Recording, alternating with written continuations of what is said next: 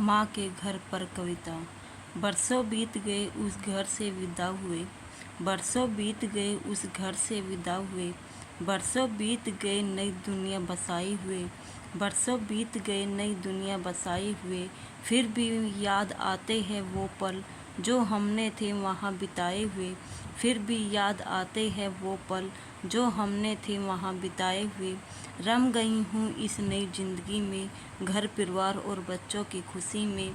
रम गई हूँ इस नई ज़िंदगी में, घर परिवार और बच्चों की खुशी में।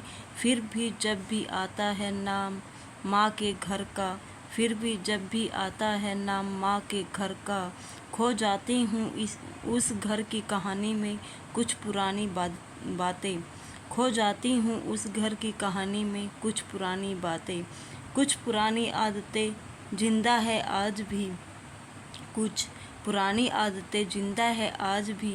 वो कहीं कुछ रिश्ते नाते फुर्सत में ही सही, वो कहीं कुछ रिश्ते नाते फुर्सत में ही सही, कुछ पल के लिए ही सही। चाहती हूँ जीना फिर से वही ज़िंदगी, कुछ पल के लिए ही सही। चाहती हूँ जीना फिर से वही ज़िंदगी, ये मेरी तमन्ना ही सही। कितना भी बरसा लो अपना घर, ये मेरी तमन्ना ही सही। कितना भी बसा लो अपना घर, पर याद ही आता है माँ का घर।